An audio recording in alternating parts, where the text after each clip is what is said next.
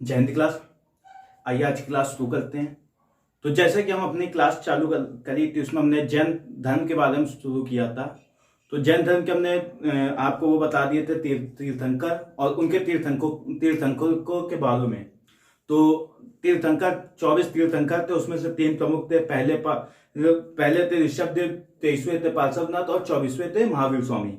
यही 3 मेनली पूछे जाते हैं पेपरों में, यही प्रसिद्ध और इनमें से क्वेश्चन पेपरों में जैन धर्म से रिलेटेड बनता है।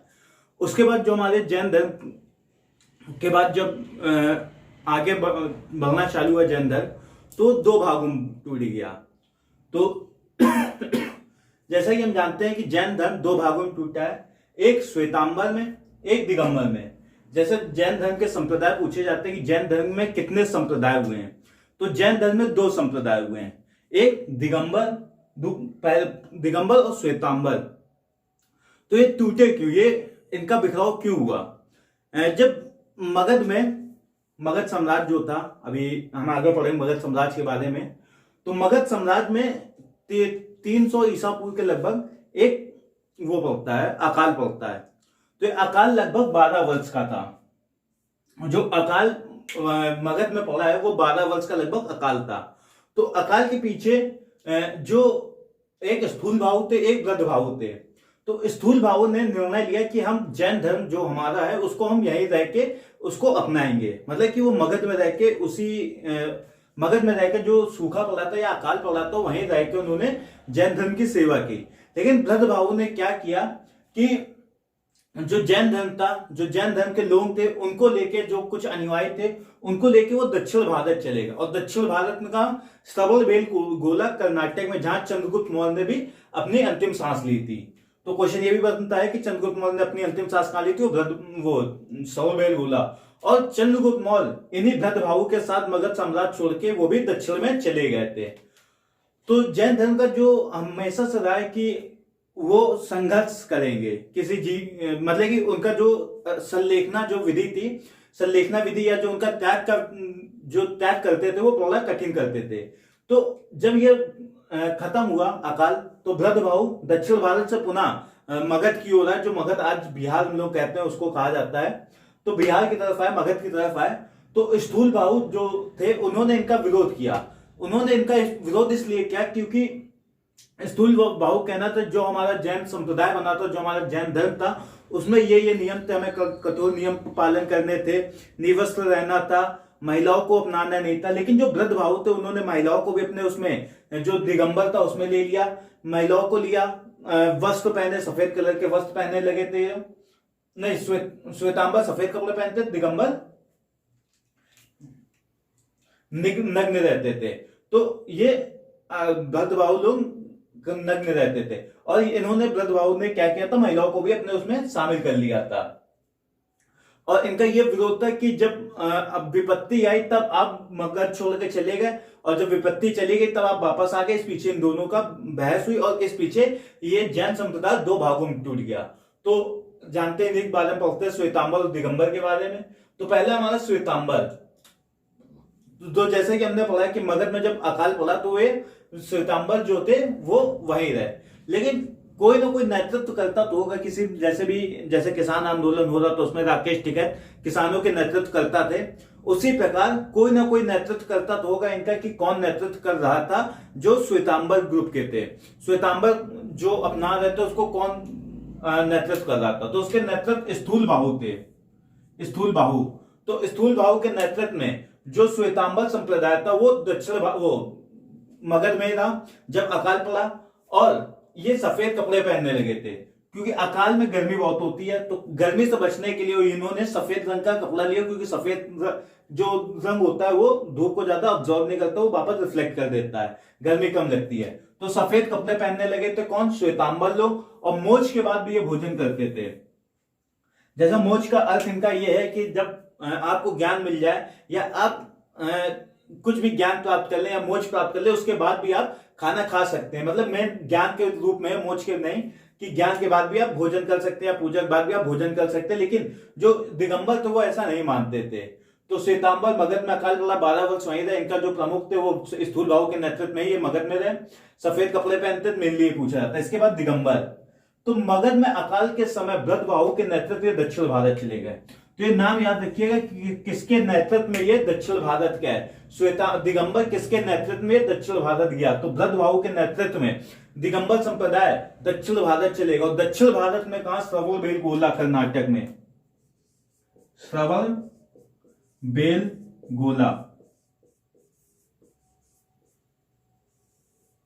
यह श्रवणबेलगोला कहां पे स्थित है, ये कर्नाटक में स्थित है। तो मगध में अकाल के समय भरतबाहु के नेतृत्व में जो दिगंबर संप्रदाय के लोग थे वो कहां चले गए, श्रवणबेलगोला में चले गए। और एक क्वेश्चन ये पूछा जाता है कि भरतबाहु के साथ कौन सा मौर्य वंश का राजा भी इनके साथ गया था, तो चंद्रगुप्त मौर्य भी इनके साथ गए थे। चंद्रगुप्त मौर्य भी दक्षिण भारत गए और वहां श्रवणबेलगोला कर्नाटक में संलेखना विधि द्वारा अपने प्राण त्यागे। संलेखना विधि वो होती है, जैसे संलेखना विधि का अर्थ होता है, संलेखना विधि का अर्थ होता है कि जो उपवास द्वारा शरीर त्यागना, मतलब कि कुछ खाए पिए बिना रहे, भगवान की आराधना करना और उसी के द्वारा ही अपने प्राण त्याग देना, जितने दिन आप जी सकते बिना खाए पिए। तो श्रवणबेलगोला कर्नाटक कौन इनके साथ गया था, भरतबाहु के साथ, चंद्रगुप्त मौर्य भी इनके साथ वहां गए थे श्रवणबेलगोला कर्नाटक में, और इन्होंने संलेखना विधि द्वारा अपने प्राण त्याग दिए थे। किसने, चंद्रगुप्त मौर्य ने। और दिगंबर संप्रदाय निवस्त्र या नग्न रहते थे, मतलब बिना कपड़ों के ये रहते थे। तो ये हमारा दिगंबर और श्वेतांबर समझ में आया आपको। तो इसके आगे जो हम इनका कंपैरिजन है वो भी हम आपको बता देते हैं, जिससे आपको और इजिली याद हो जाए कि कैसे क्या होता है और कैसे दिगंबर ज्यादा फेमस हुआ और श्वेतांबर कम फेमस हुआ। तो चलिए आगे आपको कंपैरिजन के रूप में समझाते हैं। तो चलिए आगे चलते आगे देखते हैं, श्वेतांबर और दिगंबर के जो कंपैरिजन था उसके बारे में जान लेते हैं। तो पहला श्वेतांबर और दिगंबर का कंपैरिजन। तो इससे मेनली आप क्वेश्चन जो है वो आप इजिली याद कर लेंगे, आप इजिली समझ लेंगे। तो श्वेतांबर, तो श्वेत से आप याद हो जाएगा कि श्वेतांबर, सफेद कपड़े कौन पहनता था, श्वेतांबर। और दिगंबर हमेशा निवस्त्र रहते थे या नग्न रहते थे, कौन, दिगंबर। ये भोजन करते थे, ये पूजा के समय के बाद भी भोजन कर लेते थे, और उसके बाद भी, और मोक्ष जब इनको लगता है कि प्राप्त हो गया, उसके बाद जो उनके बीच का जो जीवन काल था उसके बाद भी ये भोजन कर लेते, लेकिन ये मोक्ष प्राप्त करने के बाद भोजन नहीं करते, कौन, दिगंबर। भोजन कौन कर लेते थे, श्वेतांबर। एक ये क्वेश्चन पूछा जाता है कि कौन से उसमें महिलाओं ने भी भाग लिया, कौन से उसमें महिलाओं को भी मोक्ष मिला था, तो महिलाओं को मोक्ष मिला था श्वेतांबर में। तो महिलाओं को भी मोक्ष मिल सकता है किसमें, श्वेतांबर में। जैसे मल्लीनाथ, ये 19वें नंबर की वो थी, महिला तीर्थंकर थी। तो श्वेतांबर इसको, मल्लीनाथ को महिला तीर्थंकर कहते हैं, लेकिन जो दिगंबर वाले थे वो इसको मल्लीनाथ को महिला ना मान के पुरुष मानते थे। तो इसमें भी बहुत विवाद छिड़ा था कि मल्लीनाथ महिला है कि पुरुष है, लेकिन श्वेतांबर इसको मल्लीनाथ को महिला मानते थे और दिगंबर इसको मल्लीनाथ को पुरुष मानते थे। तो श्वेतांबर में महिलाओं को भी मोक्ष प्राप्त हो सकता था, लेकिन दिगंबर में ऐसा नहीं था।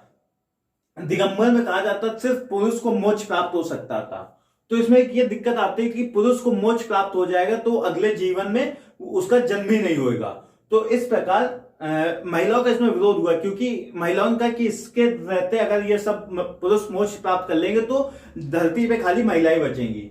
तो दिगंबरों ने भी फैसला किया कि अगर महिला बहुत अच्छे कार्य करती है तो वह अगले जन्म में, मतलब कि वो इस बार खत्म होके, मतलब उस अपने प्राण त्याग के जो अगला जन्म होगा उसमें पुरुष बनेगी और फिर उस पुरुष जीवन में वह मोक्ष को प्राप्त कर सकती है। तो ये महिलाओं के विरोध में थे कि महिलाएं जैन धर्म में, या महिलाएं मोक्ष प्राप्त नहीं कर सकती, महिलाएं जैन धर्म में नहीं आ सकती। और जैन धर्म के ना बढ़ पाने का एक मेन कारण यह भी था कि महिलाएं इसमें भाग नहीं ले सकती थी, महिलाएं निवस्त्र नहीं ज्यादा रह सकती थी। तो इस पीछे महिलाएं जैन धर्म में नहीं गई, इस पीछे इसका प्रसार भी नहीं हुआ।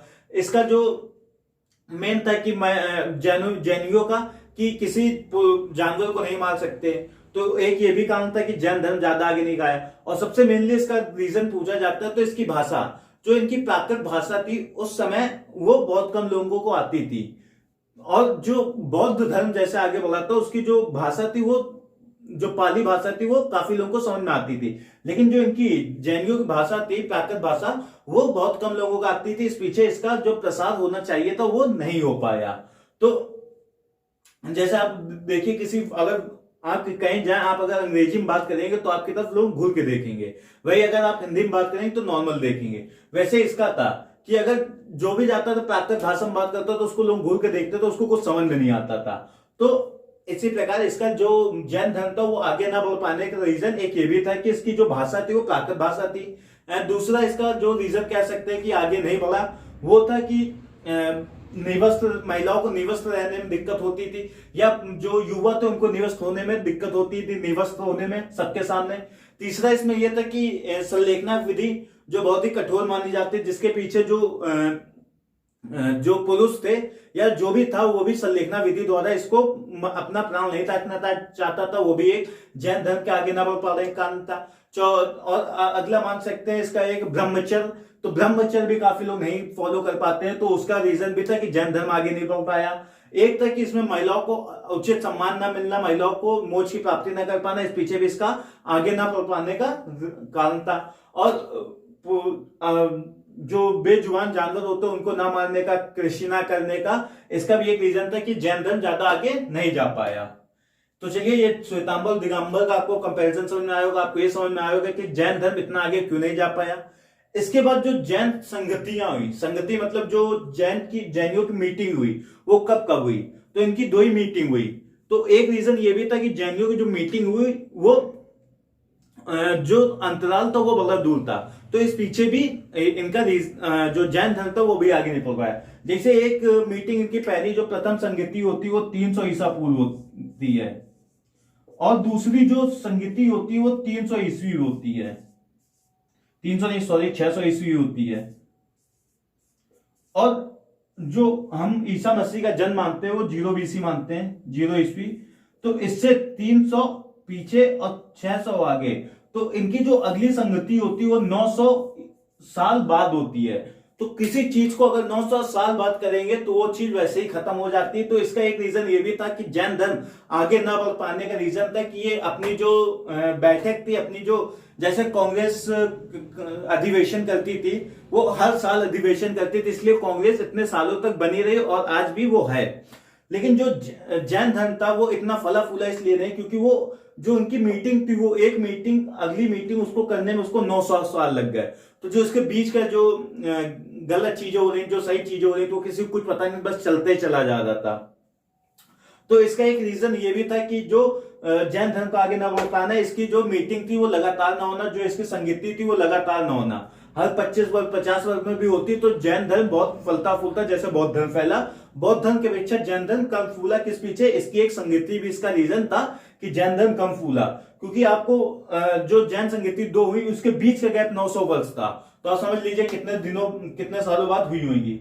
तो जैन संगति, तो चलिए जानते हैं जैन संगति के बारे में। तो प्रथम कब हुई, सेकेंड कब हुई? तो प्रथम जैन संगति तो ये चंद्रगुप्त मौर्य के शासन काल में 300 ईसा पूर्व में होती है। तो क्वेश्चन याद रख लीजिएगा कि कौन सी जैन संगति चंद्रगुप्त मौर्य के समय में होती है। तो पहली जैन संगति चंद्रगुप्त के समय होती है, चंद्रगुप्त मौर्य के समय होती है, और अशोक के समय बुद्ध की होती, बौद्धों की होती संगति, वो हम बाद में देखेंगे।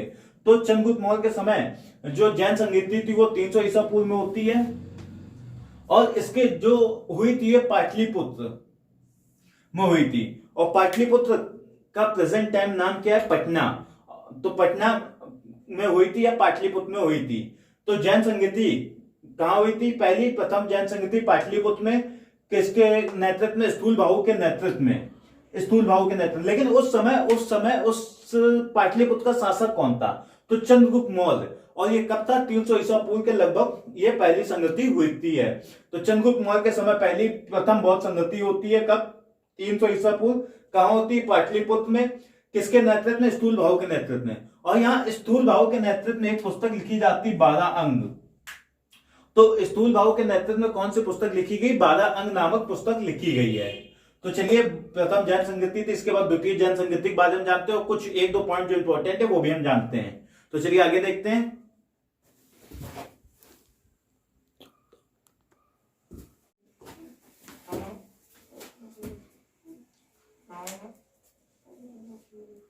तो चलिए आगे चलते, आगे देखते हैं दूसरी बौद्ध संगति। तो प्रथम हमने देख ली, उसके बाद दूसरी बौद्ध संगति 600 ईस्वी में, ईसा पूर्व में। तो 600 ईस्वी बल्लभी, तो बल्लभी कहाँ, गुजरात में हुई। तो 600 ईस्वी कहाँ हुई, बल्लभी गुजरात में होती है। कौन सी, दूसरी बौद्ध संगति होती है।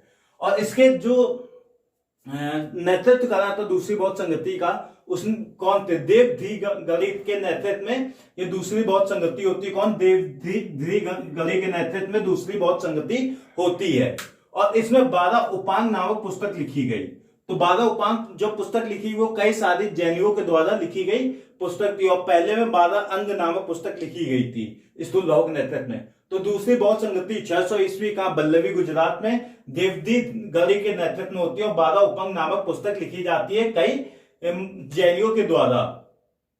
इसके बाद जो क्वेश्चन बनता है कि तीर्थंकर और प्रतीक चिन्ह, ये क्वेश्चन मैचिंग में भी पूछ लेता है, डायरेक्ट भी पूछ सकता है, और ये भी पूछ लेता है कि इनमें से कौन सा जो प्रतीक चिन्ह वो किसका है, वो मैचिंग के हिसाब से पूछ लेता है। तो चलिए आइए देखते हैं कौन सा तीर्थंकर के हिसाब से कौन सा प्रतीक चिन्ह मिला है। तो सबसे पहले हमारे कौन से थे, ऋषभ देव। तो ऋषभ देव, तो ऋषभ का उल्टा क्या होगा, वृषभ। तो ऋषभ को क्या मिला था, वृषभ मिला। तो ऋषभ का प्रतीक चिन्ह वृषभ। तो ऋषभ का प्रतीक चिन्ह वृषभ। वृषभ क्या था, एक जानवर टाइप का था, जो ना ही गेंडा था ना ही सांड था, सांड के तरीके शरीर था, उसके सींग निकली हुई थी एक। तो वृषभ था ऋषभ देव का प्रतीक चिन्ह। इसके बाद थे हमारे अजीतनाथ। तो अजीतनाथ का प्रतीक चिन्ह कौन सा था, हाथी था। ऋषभ देव का कौन सा था, वृषभ। ऋषभ का वृषभ, अजीतनाथ का हाथी, अजीतनाथ का हाथी। उसके बाद संभव का घोड़ा था। तो संभव का घोड़ा, जब अगले तीर्थंकर उनका कौन सा था, घोड़ा था। संभव का घोड़ा था, संभव का घोड़ा।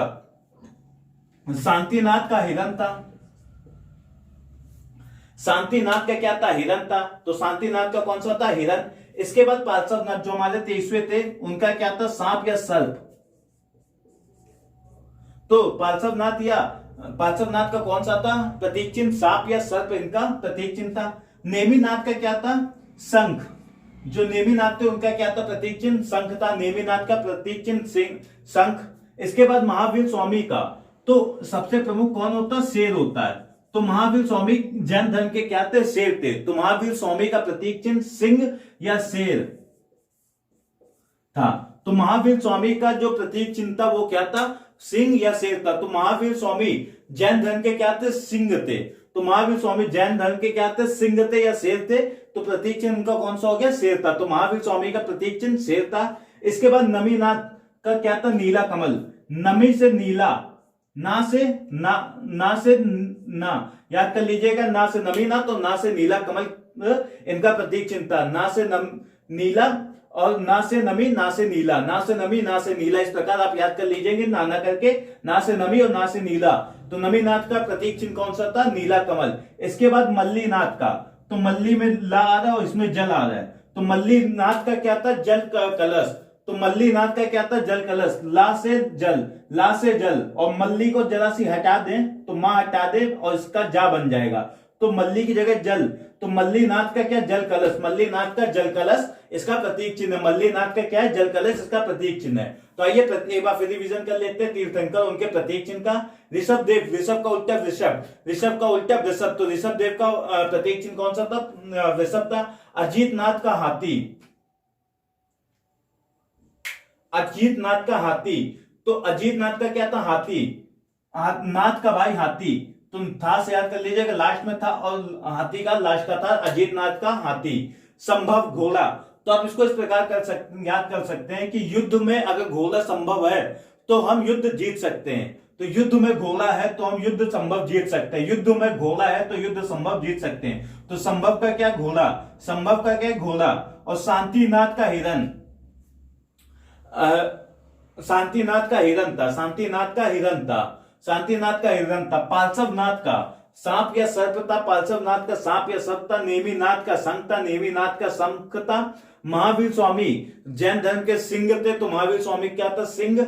नमीनाथ, ना से नमी, ना से नीला, ना से नमी, ना से नीला। तो नमीनाथ का नीला कमल था। और मलीनाथ का जल, मलीनाथ का जल कलश, मलीनाथ का जल कलश इनका प्रतीक चिन्ह था। तो ये हमारा जैन धर्म कंप्लीट होता है।